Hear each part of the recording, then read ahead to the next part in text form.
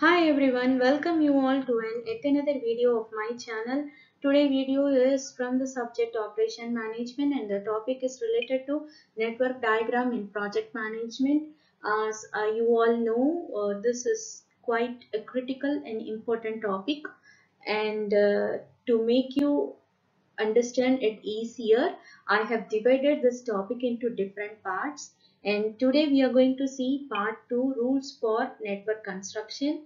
If you have not yet seen the part 1, that is introduction to network construction, I have given in the description the link for the part 1 video. Also, you can click the I card so that you can watch the video first. My suggestion is you first watch that video and then watch this video, because all the basic elements related to this topic I have covered in this video. If you're new to this topic or if you are learning this topic for the first time, it would be better for you to see that video first and then see this video, right? And this video is a small part in the entire series, and this is exclusively about the rules related to network diagram. Certain points I cover under the rule or already we have seen in the introduction, but still it comes under the rule, so I have explained it for you. Let us get into the video. Rule number 1. In a network diagram, arrow represent activities and circle the events, right? So activity means in this project we have various set of well defined job and task. Okay, this job and task are deposited in the arrow, and the starting and completion of the job or task or activity is mentioned by the circle, that is milestone. Circles are milestone, that is an event. Okay, to have a more clear idea about activity and event, I suggest you to watch the part 1 video. The link is in the description, and also you can click the icon to see the video. Okay, now you know that activity is in arrow and event is in circle. What is the additional point is the length of an arrow is of no significance. But when you are drawing a network diagram or constructing a network diagram, there is no significance or no importance is given to the length of the arrow. I'll tell you an example. Let us take, there is an activity A. So the activity A duration is 2 hours, and there is an activity B. The activity B duration is 5 hours, right? So now here, as we know, events in circle, activity in arrow, okay, and this is the activity symbol, that is A, which duration is 2 hours, B duration is 5 hours. Now just because the duration of B is 5 hours, it is not necessary to draw a lengthy activity to indicate that it is 5 hours. Okay, it is not necessary at all. You can have the length to construct the network diagram. It can be smaller than 2, or it can be equal to 2, or if needed it can be bigger than 2, but the length of the arrow doesn't give any indication related to the duration of the activity. This is rule number 1. Rule number 2. Each activity should be represented by only one arrow. Okay. Okay, for representing a particular activity, you should draw only one arrow. Must start and end in a circle called event.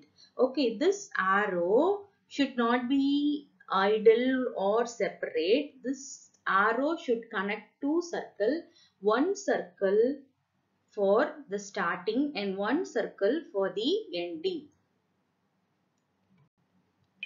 The tail of an activity represent the start. Okay, so this is the arrow. Okay, so the arrow is going in this direction. Okay, that is what we can infer from it. Is not a line, it's an arrow from this thing. Okay, it is starting from here and going in this direction. So the tail of the arrow tail of the activity represents start and the head represent the completion of the work. Okay, the tail represent the start and head represent the completion of the work. Rule number 3. The event numbered 1 denotes the start of the project and is called initial event. Now here we see a network diagram. Here you have various activities and various events. Okay, the event is represented by numbers and the activity is represented by alphabets.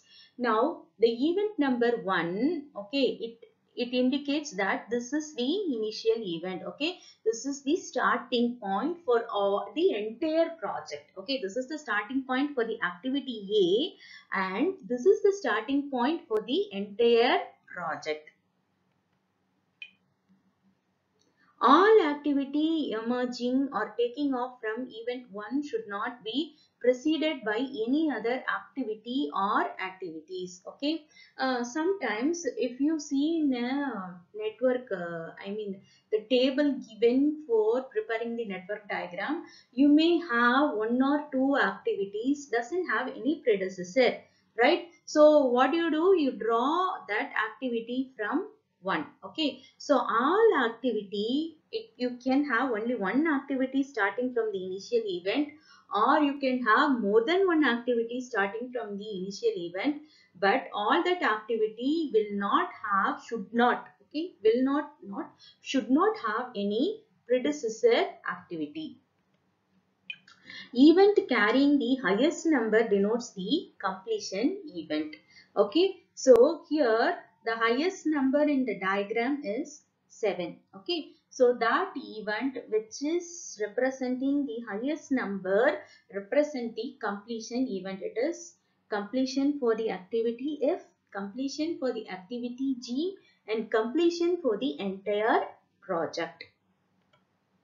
A network should have only one initial event and only one terminal event. Okay, and one more important thing you have to make sure that, okay, as I told you earlier, suppose one or more activity is having no predecessor, it doesn't mean that you can draw 1 or 2, 3 more okay, circle, and from there you can start. Okay, all the events should start from 1. And similarly, suppose if you take activity G, it is not being given as a predecessor to any other activity. It never means that you can leave it idle. What you have to do, you have to connect that activity to the end event. Okay, so if you, for a particular project, you should have only one initial event and only one completion event. This is the main point of rule number 3. Rule number 4. The general rule of numbering the event is that head event should always be numbered larger than at its tail. Okay, now see, for example, I have took the activity E. Okay, the activity E starts at 3 and it ends at 6. Okay, right? Okay, then what is the point? The head event should be always numbered larger than at its tail. So for this activity, the head event is 6 and the tail event is 3. Okay, head event is the event which is close to the direction of the arrow and the tail event is the other side, right? Now head event should be larger than the tail event. Okay, I took this example. You can see any other thing in the diagram. If you see activity A, head is 2 and tail is 1. So 2 is greater than 1. If you see activity D, head is 5 and tail is 4. 5 is greater than 4. If you see activity F, head is 7 and tail is 5. So 7 is greater than 5. So this is an important point. So that is, event should be numbered such that for each activity, okay, you know that the tail is mentioned as I and the head is mentioned as J. So you should number the event in such a way that I is lesser than J. Okay, you should number I is lesser than j. So that you have to make sure when you are numbering the event. So you have to check each and every activity that whether the head is greater than tail. Head events numbered is greater than tail. Rule number 5. An activity must be uniquely identified by its starting and completion event, which implies that, okay, each and every activity should be uniquely identified by its starting and completion event. Okay, so here if you see, right, if you see, there are two activities starting from, okay, 2, right? Activity B and activity C. Now, if you see by rule number 4, if you take activity B, yes, head is greater than tail. 3 is greater than 2. And if you take activity C, head is greater than tail. 3 is greater than 2. But what here, an even number should not get repeated or duplicated. But what is the problem is here? Here both the events are numbered as 3. That is the problem. You have to make sure that, so we won't deliberately make this mistake, but sometimes carelessly we'll do such mistake. So we must be very clear that we are not making such repetition or duplication. Two activities should not be identified by the same starting and completion event. So now what happened? If you say the activity, when you are representing the activity, you will say that this is activity B and this is activity C. Sometimes you will say like that, this is activity 2 to 3, this is activity 2 to 3. Now you cannot give same name to two activities. It cannot be identified with the same name. It should be unique and different. So what you have to do? You have to give a different number. So activity B is identified by 2 to 3 and activity C is identified by 2 to 4. Activities must be represented either by the symbols or by the corresponding order pair of starting completion event, as I told you already. So either it is identified by its symbol or the corresponding starting and ending event. So how do you identify activity F? It is 5 to 7, right? Next, the last rule number 6. So what is rule number 6? The logical sequence between activity must follow this rule. So it is about sequencing of activities and its interrelationship. So I'll explain you with the question itself. An event cannot occur until all the incoming activities into it have been completed.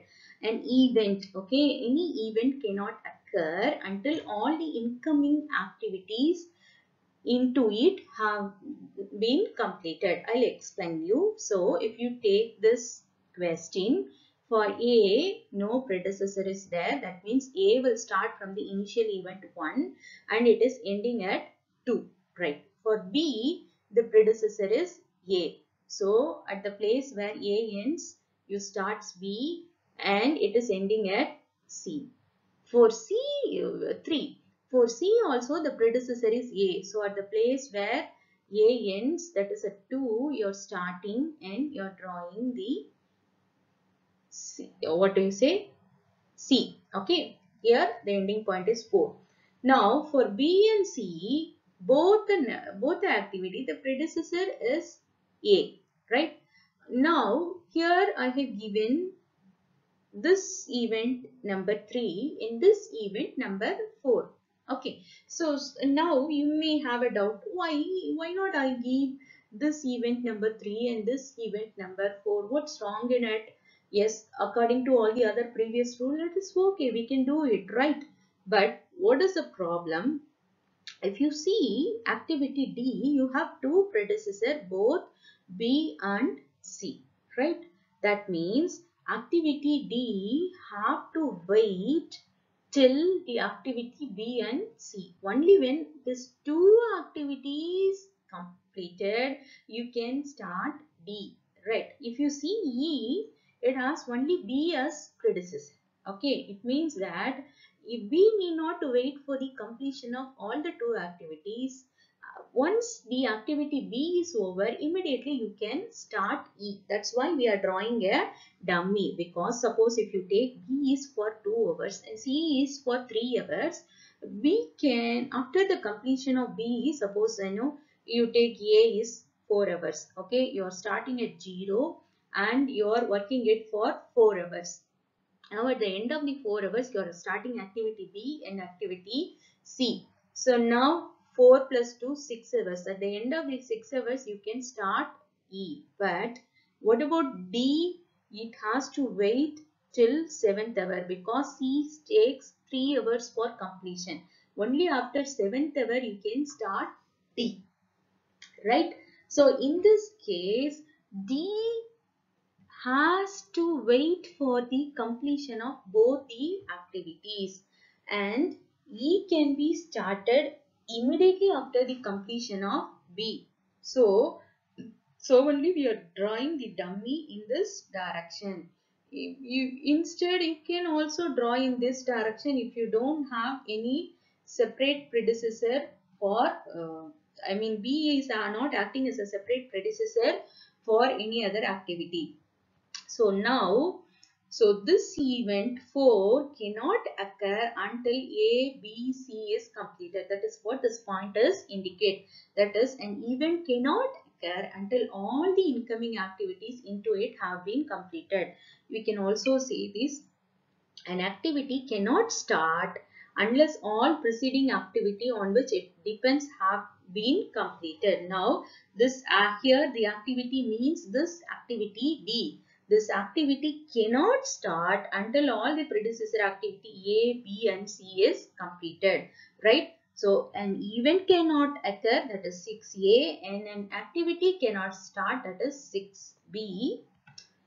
So, though a dummy activity does not consume either any resources of time even, then it has to follow the rules 6A and 6B. Okay, earlier in our previous video, I have explained about the dummy activity, and I told you that dummy doesn't consume any resources, time or cost.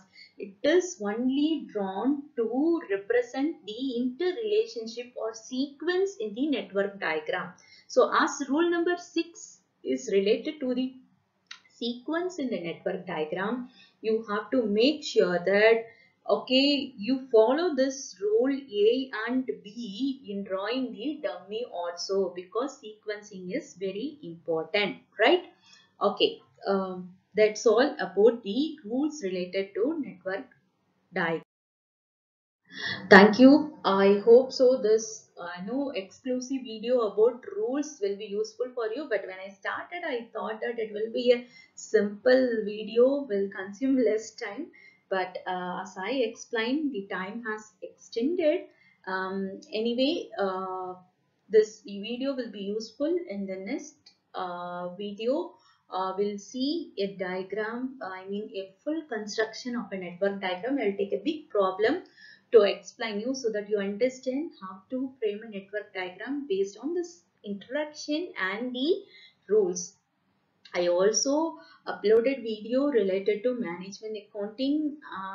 You can click the playlist and you can watch the video related to management accounting, and do, if you like my teaching and explanation, like the video. Okay, subscribe my channel. I have handled many subjects and I'm trying to prepare a playlist on each and every subject, so my later videos will also be useful for you, and do share with your friends. Thank you.